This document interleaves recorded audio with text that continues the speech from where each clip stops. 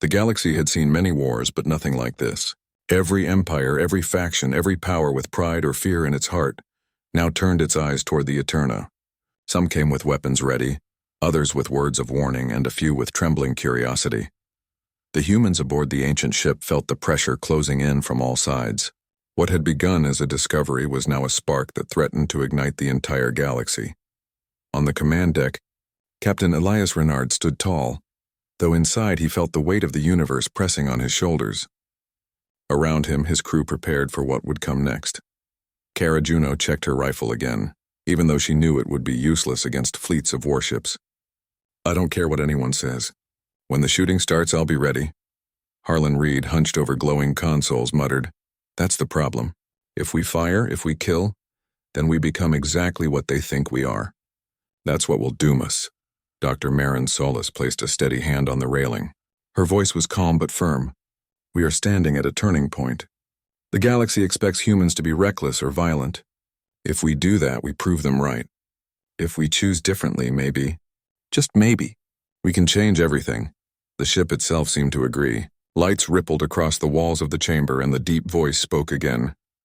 "This is the moment. The galaxy will test you not with puzzles, not with phantoms, but with its own fear. Show them what you are." Outside, fleets filled the system like a storm of stars. Thousands of ships surrounded the Eterna. The combined forces of the Alari, Threx, and dozens of smaller empires hovered, their weapons glowing and ready.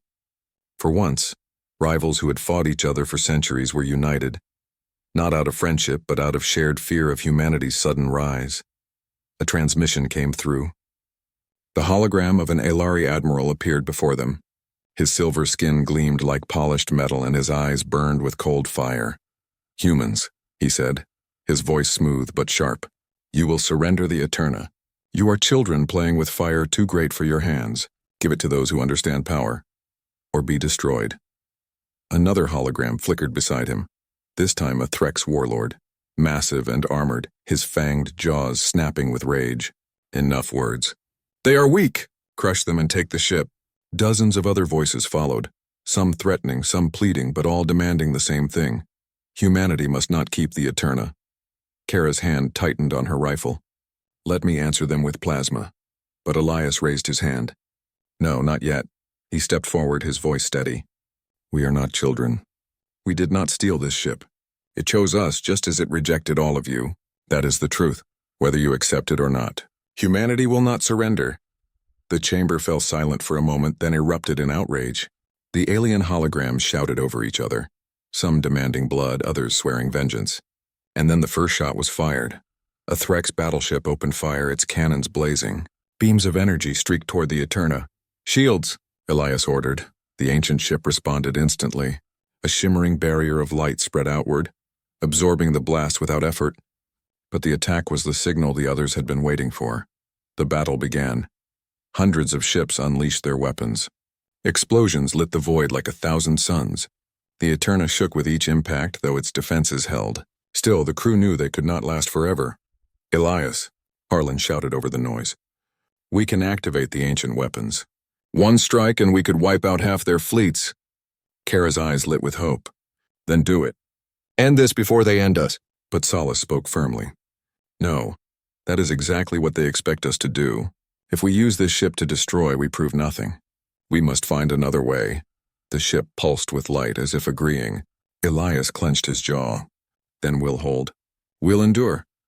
He gave orders quickly, directing power not toward weapons, but toward maneuvering and defense. The Eterna moved like no ship had ever moved before. It twisted through enemy fire, weaving patterns in the stars. Where a fleet tried to surround it, the ship bent space and slipped through. Where weapons threatened to overwhelm, it unleashed waves of energy that disrupted systems without destroying them.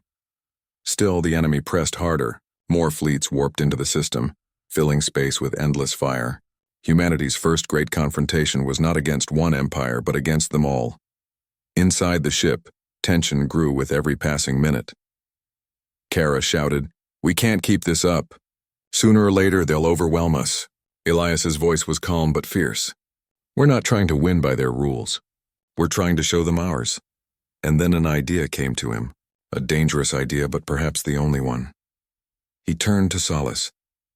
"The ship has been showing us knowledge, Maps, ruins, history. What if we share it? Not just with Earth, but with everyone? Solus's eyes widened. You mean, give the galaxy the very secrets they're trying to steal? Harlan hesitated. That's insane. If we release it all, we lose our advantage. They'll tear it apart and turn it into weapons. But Elias shook his head. Or maybe they'll see that we don't want to control them. That humanity isn't trying to rise above them by force. We're trying to rise with them. The crew exchanged uneasy looks. Kara muttered, "This is either the smartest or the dumbest thing you've ever thought of." Elias placed his hand on the pedestal. Do it. Share the knowledge. The Eterna responded instantly. Streams of light shot from the ship into the void, racing across the stars. Every ship in the enemy fleets received the same transmission. Blueprints of ancient technology, cures for diseases long forgotten, energy sources that could power worlds for millennia. Across the galaxy, even beyond the battlefield, stations and planets lit up with the same message. Humanity was not hoarding the secrets of the Eterna. They were giving them away. The firing slowed. Confusion spread through the fleets. Admirals and warlords shouted in disbelief as their screens filled with gifts they had long sought. The Alari Admiral's hologram reappeared, his voice shaken. Why would you do this? You could have ruled us all, Elias answered simply. Because we don't want to rule. We want to learn to grow to survive. The Eterna chose us because we still remember how to wonder. That is our strength. The battlefield grew quiet. Weapons powered down. Ships held their fire, uncertain. The galaxy had been ready for war, but it had not been ready for mercy. The Eterna pulsed with bright light, and the voice filled their minds again. You have done what no one before you dared. You gave when you could have taken. You healed when you could have destroyed. This is humanity's gift. This is why I obey. On the command deck, the crew stood in silence, their hearts pounding. They had survived the great confrontation not through strength, but through choice. Kara lowered her rifle and gave a shaky laugh. You're unbelievable, Captain. You actually pulled it off. Harlan wiped sweat from his brow. I thought for sure we were done for. But maybe this really changes everything. Dr. Sala smiled softly. It does. Today, humanity showed the galaxy something new, something it forgot long ago. Elias looked at the glowing map before them. Fleets that had once come to destroy them now hesitated, uncertain of their place. The galaxy had not yet accepted humanity, but it had been forced to see them in a new light. The battle was over. The war was not. But for the first time, there was hope that humanity's unlikely path might lead not to destruction, but to a future where even the oldest ship in the galaxy could carry them forward. The stars stretched endlessly, a sea of silent fire that had watched civilizations rise and fall for millions of years. Against this backdrop of eternity, the human exploration ship Aurora's Hope drifted steadily, its engines humming softly as it pushed through the dark. It was a small vessel compared to the great carriers and trade ships of the larger empires. But to its crew, it was everything. Captain Elias Rourke stood at the viewing deck, his gaze fixed on the dying star ahead. Once brilliant, it now flickered like a lantern running out of fuel, casting a dim red glow across the void. Around it drifted fragments of ancient wreckage, silent reminders that wars had been fought here long before humanity left its own cradle. Anything unusual on scans? Rourke asked, his voice calm but carrying a weight of curiosity. The ship's sensor officer, Leon Chen, leaned over her console. Her eyes widened as she studied the display. Captain, I'm picking up something massive. It's in orbit around the star, stationary, the size. It's bigger than anything we've cataloged. Way beyond human engineering. The captain's brows furrowed. Humanity had only been among the stars for a few centuries, still newcomers in a galaxy full of older and stronger races. The idea of stumbling across something truly ancient sent a chill through him. Put it on screen, Rourke ordered. The main display shifted and gasps filled the bridge. Floating in the star's dying light was a colossal vessel. Its surface was dark and scarred, with deep cracks running along its hull. Entire cities could have fit inside its frame. Strange markings etched like runes stretched across the plating, glowing faintly in places as though alive. It looks abandoned, whispered engineer Mateo Alvarez, his voice carrying both awe and fear. Or waiting, Chen added softly. The crew fell silent. Approaching cautiously, Aurora's Hope circled the massive ship. Its hull seemed older than any design known in galactic records, older even than the great alien dynasties that ruled the nearby sectors. Whatever species had built it had long vanished or chosen to hide from the universe. Any sign of life? The captain asked. Chen shook her head. No biological readings. No power signatures. It's like a grave. Then why hasn't it fallen into the star? Alvarez muttered. After all this time, its orbit should have decayed. No one had an answer. Rourke made his decision. Prep a boarding team. We're going in. The boarding party suited up, their helmets clicking shut with the familiar hiss of air seals. 5 of them would go. Rourke, Chen, Alvarez, medic Sarah Imani, and security officer Jacob Hale. They moved across the gap in a shuttle, the giant vessel looming larger with each passing moment. Its sheer scale made them feel like ants approaching a mountain. The shuttle latched onto a docking port half buried in the alien ship's hull. The port groaned but opened, releasing a cloud of stale air into the void. For a structure that had been abandoned for who knew how many millennia, the system still responded faintly. That alone was unsettling. Inside, the corridors were vast, built for beings far taller than humans. Metallic walls curved gracefully and alien symbols glowed faintly, pulsing as if acknowledging the new visitors. Dust floated in the airless silence. The crew's footsteps echoed strangely, as though the ship itself was listening.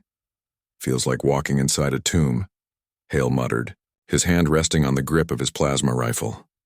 And yet, Sarah said, pointing to the glowing markings, something here is still alive. They advanced deeper, guided by faint light.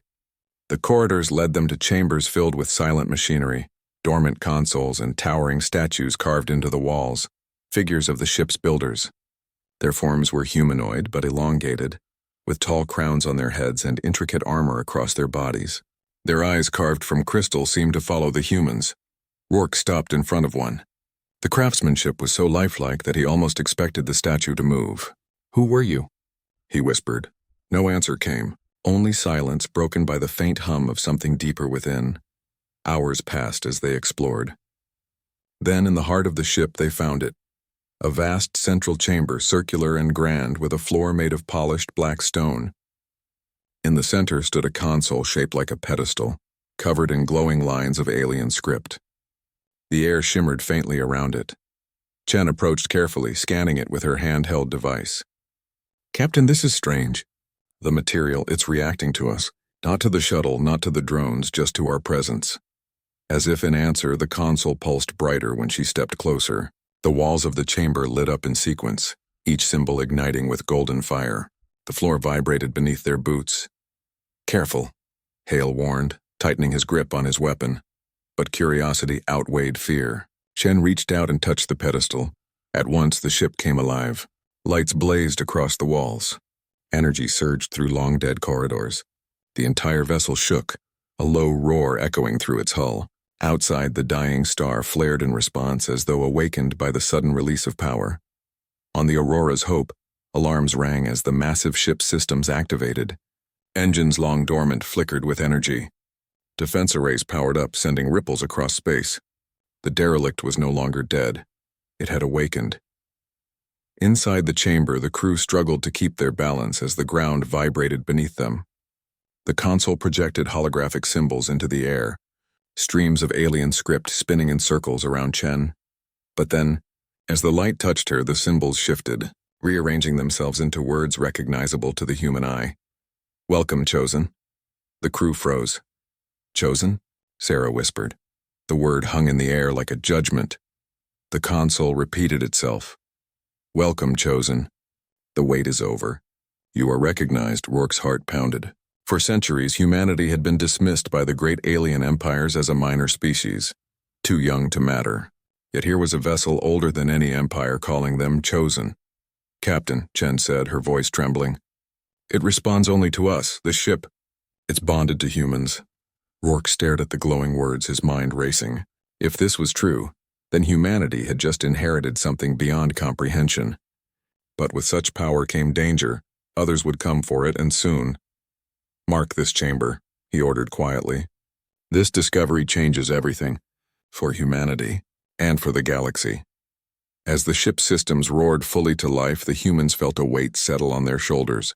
They were no longer explorers who stumbled across an abandoned relic. They were the first to awaken a forgotten giant, and now whether ready or not they were its masters. The alien ship floated like a dark titan above the dying star, its surface glowing faintly with new streams of energy. Once silent and forgotten, it now pulsed with life, responding to its unexpected human guests. From the outside, the vessel looked like a sleeping giant slowly opening its eyes after millennia of slumber. Inside, Captain Elias Rourke and his crew stood frozen in the central chamber, their faces lit by golden light from the console. The air vibrated with a steady hum, and the alien script continued to flow in the air, rearranging itself into words the humans could understand. Recognition complete. Chosen confirmed. Awaiting command. No one spoke for several long seconds. Even the usually steady Rourke felt his throat tighten. The ship, this relic of an ancient civilization, was speaking directly to them. Mateo Alvarez, the engineer, broke the silence first. It's alive, or it's some kind of advanced intelligence. Captain, this ship knows we're here and it's calling us its chosen. Security Officer Jacob Hale shook his head in disbelief. Why humans? Out of all the species in the galaxy, why us? Chen, still standing closest to the pedestal, studied the floating words. Her fingers hovered above the console, trembling slightly. I don't know. But whatever this ship is, it doesn't respond to machines, probes, or anything else. Only us. Rourke steadied his voice. Then let's find out what it wants. Chen touched the console again. The chamber shook lightly as the holograms shifted, forming a map of the galaxy. Stars glimmered like diamonds in the air, and around them circled faint traces of routes, battles, and long-forgotten territories. The hologram zoomed in on the star system where the ship now rested. Time elapsed since last activation, 1,473 years. Sarah Imani, the medic, gasped softly. That's older than any empire we know. Older than even the Cernathi dynasties. The voice continued. Awaiting guidance. Awaiting purpose. Rourke felt the weight of the moment pressing down on him. Humanity had always been seen as newcomers. Small players in a galaxy dominated by species who had charted the stars long before Earth even discovered fire. But this vessel, ancient, powerful, and vast, had chosen them. What happens if we give it a command? Rourke asked cautiously. The words shifted again. Primary systems at partial function. Engines stable. Defense grid operational. Crew quarters vacant. Memory core accessible. Awaiting directive. Alvarez nearly dropped his scanner. Defense grid operational? Captain, this thing is a fortress. Even half its systems could make it stronger than any fleet we've ever seen. Chen's eyes widened. Which means if anyone else finds out about this, every empire in the galaxy will come hunting for it. As if echoing her warning, the ship itself reacted. The holographic map pulsed red, highlighting distant fleets across nearby sectors. External detection imminent. Energy signature cannot be concealed. Others will come. Hale cursed under his breath. It's broadcasting? Captain, they'll see this ship light up like a beacon. We've just painted a target on our backs. Rourke clenched his fists. Then we need to understand this ship before anyone else arrives. If it responds only to humans, it's our responsibility now. The crew began to explore with renewed urgency. Guided by the ship's systems, they found passageways that shifted and opened automatically as they walked. Doors slid aside with smooth precision, revealing corridors lined with alien script. Lights followed them like watchful eyes. Sarah paused at one of the walls, pressing her hand against it. It feels aware, she said softly, like the ship is watching us. Alvarez nodded. It's not just machinery. It's designed to bond with a species. Maybe its creators built it to wait for successors. As they moved deeper, they reached the control center. Vast windows opened to the stars, and rows of alien consoles lit up the moment the humans entered. The captain's chair sat at the heart of the chamber, large enough to dwarf any human, but it adjusted itself, shrinking and reshaping until it fit Rourke's size perfectly. The crew exchanged nervous glances. Captain, Chen said quietly, it wants you to sit there. Rourke hesitated. He had commanded many ships before, but never anything like this. Slowly, he stepped forward and lowered himself into the seat. At once, the control center blazed with light. The entire vessel responded, systems aligning themselves to his presence. The ship's voice filled the chamber again. Command accepted. Awaiting directive, Captain. The title sent a shiver down his spine. He hadn't given it, yet the ship addressed him as if he had always belonged here. Meanwhile, back on Aurora's Hope, The human support crew struggled as alerts flashed across their monitors. Communications officer Reena Patel turned pale as she picked up signals on long-range scans. "Captain," she called over the comms, her voice shaking. "We're detecting multiple ships heading toward this sector. Different factions. They must have picked up the energy surge." The warning reached the boarding team instantly. Hale's hand gripped his weapon tighter. "They're already coming. We won't have much time." Rourke looked around at his crew, then at the massive ship now humming under his command. He made a choice. We're not leaving. If this ship has chosen us, then we're going to protect it and use it. The crew began experimenting cautiously with the controls. Chen deciphered more of the alien interface, learning how to command basic systems. Alvarez ran diagnostics, his excitement barely contained. "This technology is incredible," he said. "Self-repairing hull, adaptive shields, energy weapons beyond anything we've ever imagined." "Captain, this ship is not just advanced, it's alive in ways we can't even begin to copy." But Sarah, watching the glowing consoles, felt unease. "Technology this powerful destroyed its creators once. What if it destroys us too?" Her words lingered unanswered. Hours later, the outside darkness stirred. From the far reaches of space, the first alien ships appeared, their engines burning bright as they closed in. They were scouts, fast and agile, belonging to a nearby empire known for claiming anything of value.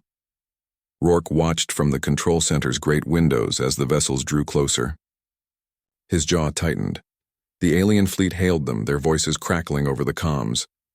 "Unidentified vessel, surrender control immediately. You are trespassing on restricted salvage. Vacate or be destroyed." Chen's hands hovered over the controls nervously. "Captain, they're scanning us. They want the ship." The alien ships began charging weapons.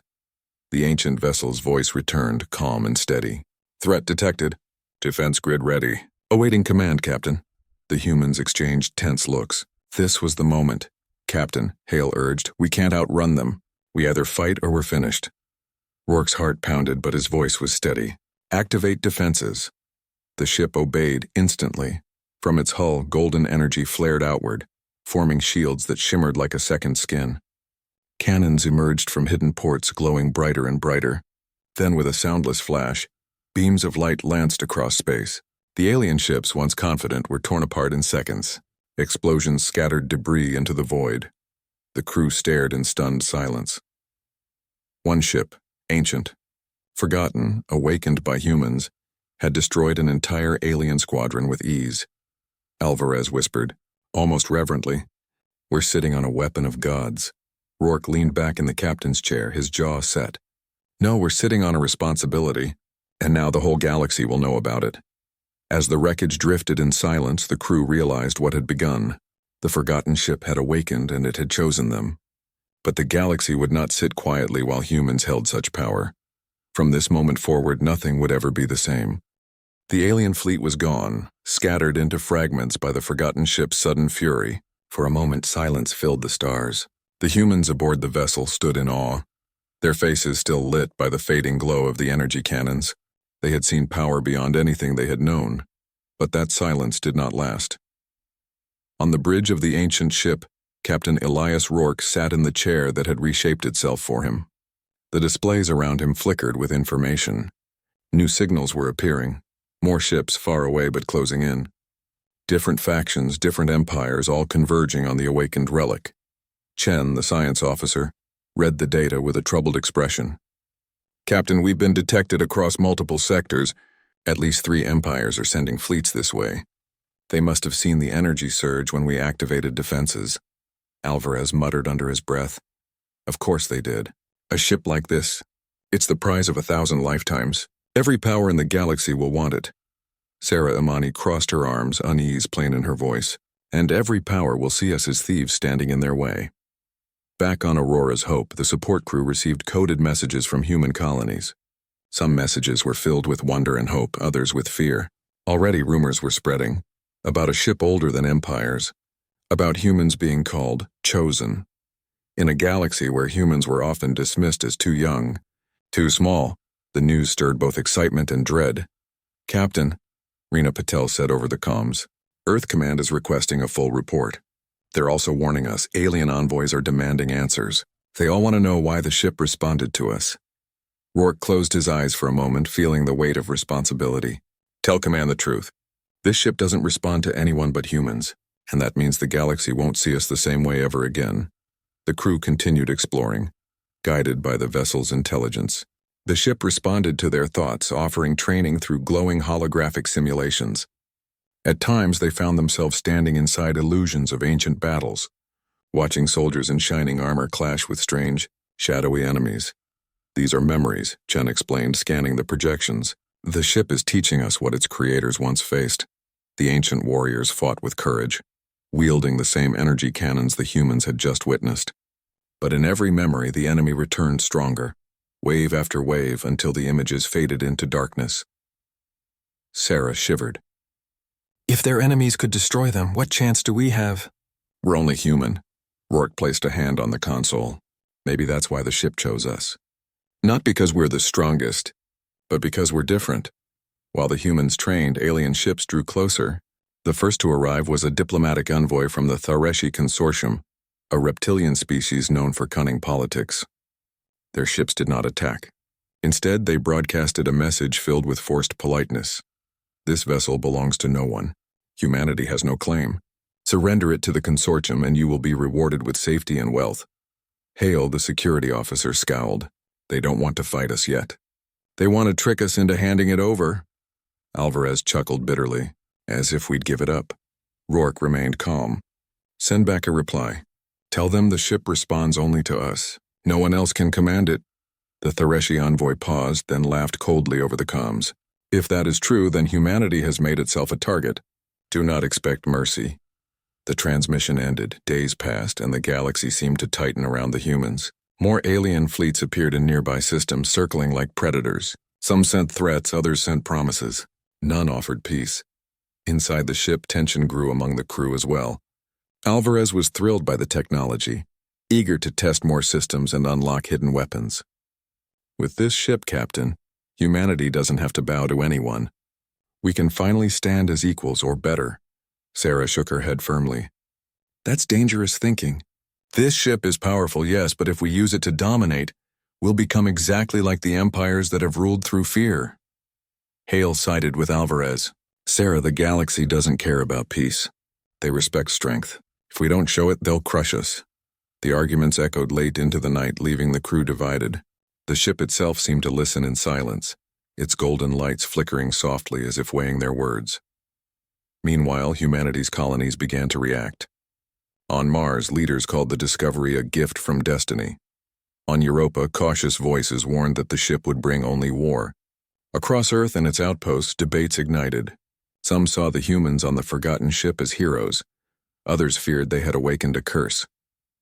Chen watched the reports with worry. Captain, this isn't just about us anymore. Humanity itself is being pulled into this. Some colonies want us to use the ship as a weapon. Others are begging us to hide it or even abandon it. Rourke rubbed his temples. We can't abandon it. If we walk away, someone else will take it, and then humanity won't have a choice. One evening, while the crew rested in the quarters that had reshaped themselves for human comfort, the ship spoke again. Its voice filled the air like a whisper carried by the walls. Conflict is rising. Division is dangerous. Unity is strength. The chosen must decide their path. The words silenced everyone. Even Alvarez, usually full of excitement, had no quick answer. Rourke stood looking at his crew. The ship is right. We're standing at the edge of something huge. We can't afford to fight among ourselves. We have to trust each other. Humanity has been underestimated for centuries, but maybe this is our chance to show the galaxy who we really are. Chen added softly, and maybe the ship chose us not for our weapons, but for our hope. The next day, long-range scans revealed the worst yet. A coalition fleet, ships from 3 different empires, usually rivals, was gathering together. Their combined power dwarfed anything humanity had faced before. Hale swore under his breath. They've put aside their differences just to take us down. Alvarez looked at the glowing consoles. Then we'll show them this ship isn't theirs to take. Rourke's voice was steady, though his eyes betrayed the storm within. Prepare for conflict. But remember this, we fight to protect, not to conquer. If we survive what's coming, the galaxy will know humanity is not weak, not small, and not afraid. As the stars darkened with approaching fleets, The humans stood ready. The forgotten ship, humming with ancient power, had chosen them. But with that choice came enemies more dangerous than they had ever known. And for the first time in history, humanity was no longer a bystander in the galaxy's struggles. They were at the center. The rising conflict had begun. The galaxy did not wait. When the ancient ship revealed itself, when its weapons destroyed the first fleet and its voice called humans chosen, the message spread faster than light through whispers and transmissions. Soon every major empire knew the relic was awake and it was in human hands. Now, the humans stood at the heart of a storm. From the bridge of the ancient vessel, Captain Elias Rourke watched as the great windows filled with the glimmer of stars and the faint shapes of fleets gathering at the edges of the system. Each day more ships appeared, belonging to different empires that had once been rivals. Now they had found a common cause: seize the relic no matter the cost. Chen read the data quietly, her face pale. Captain, long-range sensors confirm it. The coalition is massive. They're not sending scouts anymore. This is a siege force. Alvarez leaned forward, excitement flashing in his eyes despite the danger. How many? Hundreds, Chen whispered. And more are coming. Silence fell across the crew. Humanity had never faced such numbers. Even the strongest human fleets could not stand against such a coalition. Rourke's voice was calm, but inside his chest his heart was heavy. Then we'll have to hold them here. We don't run. Not now. The ancient ship seemed to hear him. Its systems pulsed and the consoles glowed brighter, projecting diagrams of defenses, shields, cannons, layers of protective energy that could be activated. Threat confirmed. Defense grid at 70% capacity. Repairs in progress. Awaiting orders. Alvarez smiled grimly. She's ready to fight, Captain. Even old and half-broken, this ship is stronger than anything they've got. But Sarah shook her head. Stronger, maybe, but not invincible. If the coalition keeps pressing, they'll wear us down. Rourke nodded. Then we'll need more than weapons. We'll need strategy. The first wave came swiftly. Dozens of sleek cruisers cut across the void, their engines burning bright. They opened fire with beams of plasma and arcs of energy, filling the darkness with violent light. The humans braced themselves as the ship's shields activated. Golden barriers flared around the vessel, absorbing the impact. The entire ship shook, but it held firm. Shields at 90%, Chen reported. Return fire, Rourke commanded. Cannons unfolded from the ship's hull like blades unsheathing. Beams of golden light shot outward, tearing through the attackers. One cruiser exploded in silence. Another was split in two, scattering burning fragments into space. The humans cheered, but Rourke kept his eyes forward. Stay sharp. That was just the beginning. Hours turned into days. The coalition pressed harder with each wave. The ancient ship fought back, its weapons blazing, its shields glowing like a star. Yet with every battle, its power drained a little more. The crew felt the strain in every vibration of the hull, every flicker of the lights. Hale gripped his chair tightly during one clash. Captain, they're testing us. They're sending waves to wear us down before the big assault. Rourke nodded grimly. And it's working. This ship is strong, but it's old. We can't last forever. Chen studied the data carefully. But we're learning. Each battle teaches us more about how to command the systems. We're adapting faster than they expect. Rourke allowed a small smile. That's humanity's strength. We adapt. We endure.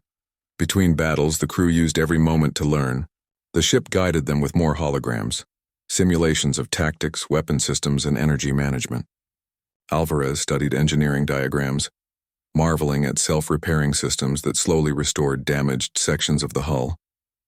Chen deciphered new layers of the alien language, unlocking hidden commands. Sarah kept the crew steady, tending to their exhaustion and reminding them of the responsibility they carried. Hale drilled them in emergency protocols, preparing for the worst. The ship itself seemed to approve. Its voice echoed softly in the bridge. Progress detected. Bond strengthening. Unity confirmed. For the first time, the humans felt not like trespassers, but like partners with the great vessel. But outside, the galaxy grew restless. On one channel, the coalition sent messages filled with threats. On another, they broadcast promises. Wealth, safety, power, if only the humans surrendered the ship. Do they really think we'd hand it over? Hale scoffed. Sarah frowned. They think humans are weak. They think we'll break under pressure. Rourke stared out at the endless fleets surrounding them. Then we'll prove them wrong. The siege tightened. One night, as the humans rested, alarms blared. A massive assault began, an entire armada pressing at once. Plasma fire rained against the shields, shaking the vessel like thunder. Chen shouted over the noise, "Shields at 60%. They're focusing all power on a single point. Divert energy to reinforce that sector," Rourke ordered. The ship obeyed, its golden shields flaring brighter in one area, blocking the barrage. Cannons fired back in brilliant arcs, tearing through enemy ranks. But this time the enemy did not scatter. They pressed harder, wave after wave. The humans fought with everything they had. Hale coordinated defense positions. Alvarez pushed the engines to generate extra power. Chen guided the targeting systems, predicting enemy movements. Sarah moved between them, steadying nerves with calm words. And Rourke, seated in the captain's chair, gave orders with steady determination. The battle raged for hours. Finally, the coalition armada broke, retreating into the darkness with burning wrecks trailing behind. The crew cheered weakly, their voices tired but filled with relief. "Shields down to 30%, Chen reported. Hull damage minimal. But if they keep this up," Rourke finished the thought for her. "If they keep this up, we won't last." Later, as the crew rested in silence, the ship spoke again. Final test approaching. "Greater assault detected. The chosen must decide, fight with full strength or perish." The crew exchanged uneasy looks. Alvarez leaned forward, his voice almost eager. "Captain, it means there's more. Hidden systems. Weapons we haven't used yet. This ship is holding back." Sarah's face hardened. "And what if those weapons are dangerous? What if using them destroys more than just the enemy?" The crew fell into uneasy silence. Rourke looked around at each of them, then at the glowing consoles.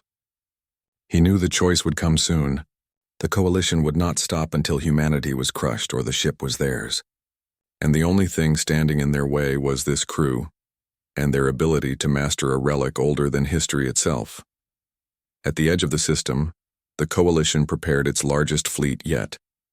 Hundreds of warships aligned, their weapons glowing like stars ready to burn.